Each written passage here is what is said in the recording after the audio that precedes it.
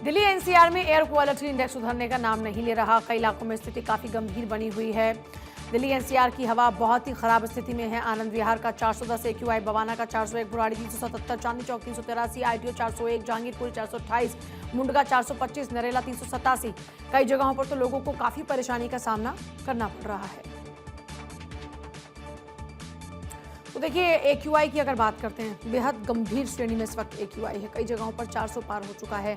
ऐसे में अभी देखिए, स्कूल्स को बंद रखने का फैसला लिया गया है। ऑनलाइन क्लासेस की जा रही हैं। इसके साथ साथ सरकार ने ये फैसला भी लिया है कि जो सरकारी कर्मचारी हैं उनको भी कुछ को वर्क फ्रॉम होम दिया जाएगा और मतलब आधी कैपेसिटी के साथ में ऑफिस में काम किया जाएगा। इस तरीके से स्टेप्स उठाए जा रहे हैं। मामले में 17 तारीख को सुप्रीम कोर्ट में भी सुनवाई होने वाली है। इस पूरे मामले को लेकर सुप्रीम कोर्ट ने भी सवाल पूछा है। तो कुल मिलाकर सरकार से बार बार ये सवाल पूछे जा रहे हैं कि अब तक किए गए प्रयासों का असर क्या और अब तक किया क्या जा रहा है। हम लोग भी कई शोज अब तक एक्यूआई पर ख़राब जो स्थिति हवा की है उस पर कर चुके हैं।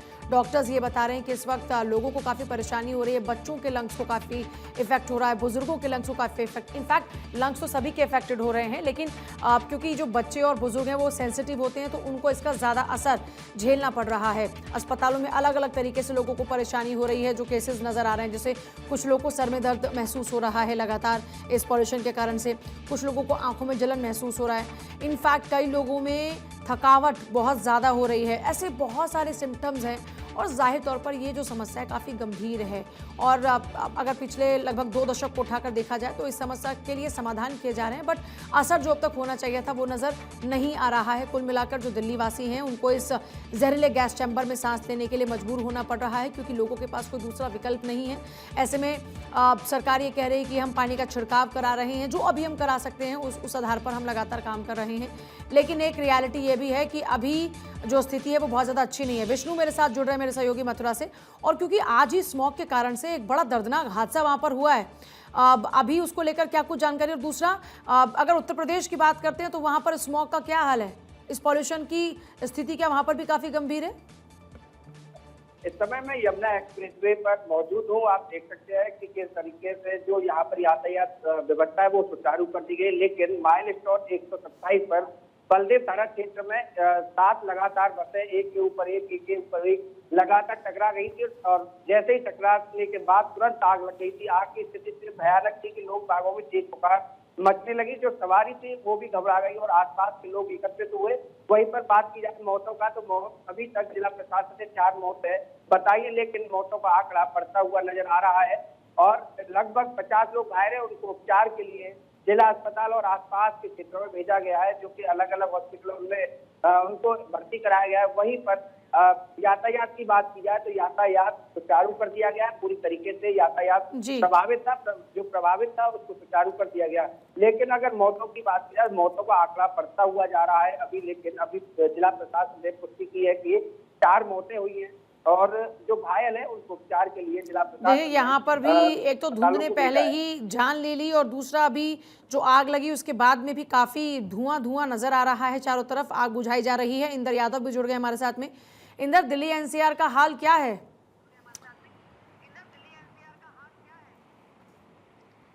बिल्कुल, देखिए, अगर हम दिल्ली एनसीआर की बात करें तो लगातार जिस तरीके से पहाड़ों में बर्फबारी हो रही है तो उसका जो असर है वो सीधे तौर पर अब मैदानी इलाकों में देखने को मिल रहा है। लेकिन दिल्ली एनसीआर की अगर हम बात करें तो दिल्ली एनसीआर में इस वक्त कह सकते हैं पॉल्यूशन और कोहरे का जो डबल अटैक है वो देखने को मिल रहा है। क्योंकि देखिए, अगर हम बात करें दिल्ली एनसीआर की तो दिल्ली के कई ऐसे इलाके हैं जहां पर एयर क्वालिटी इंडेक्स जो है वो बेहद गंभीर श्रेणी में है, जो कि दिल्ली वालों के लिए एक मुसीबत बना हुआ है। अगर हम बात करें तो एयर क्वालिटी इंडेक्स, चाहे इंडिया गेट की बात करें, अक्षरधाम की बात करें, या फिर हम दिल्ली के तमाम उन इलाकों की बात करें, तो हर जगह एयर क्वालिटी इंडेक्स जो है वो काफ़ी गंभीर श्रेणी में है। कई ऐसे इलाके हैं जो रेड जोन में है जहां पर एयर क्वालिटी इंडेक्स जो है वो 400 के पार भी चला गया है। तो ऐसे में देखिए, राजधानी दिल्ली के जो हालात हैं वो कहीं ना कहीं गैस चैम्बर जैसे हो गए हैं।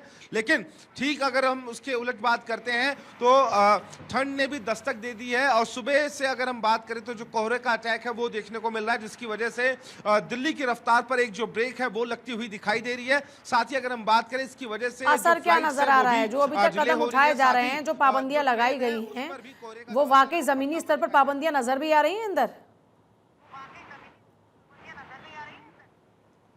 बिल्कुल देखिए, अगर हम बात करें तो दिल्ली एनसीआर में ग्रैब 4 लागू किया गया है, तमाम तरह की जो पाबंदियां हैं वो भी लागू की गई हैं, लेकिन देखिए पॉल्यूशन पर उसका जो असर है वो धरातल पर पड़ता हुआ नहीं दिखाई दे रहा है। क्योंकि देखिए जैसे जैसे ठंड दस्तक देती है, जो प्रदूषण के कण हैं वो कहीं ना कहीं हवा में घुल जाते हैं और उसकी वजह से जो एक स्मॉग की चादर है वो देखने को मिलती है। मौसम विभाग ने यह अनुमान जताया है कि आने वाले दिनों में जो पारा है वो और ज्यादा लुढ़क सकता है, और ऐसे में अगर पारा लुढ़कता है तो कहीं ना कहीं जो पॉल्यूशन की समस्या है दिल्ली एनसीआर में वो और ज्यादा बढ़ सकती है।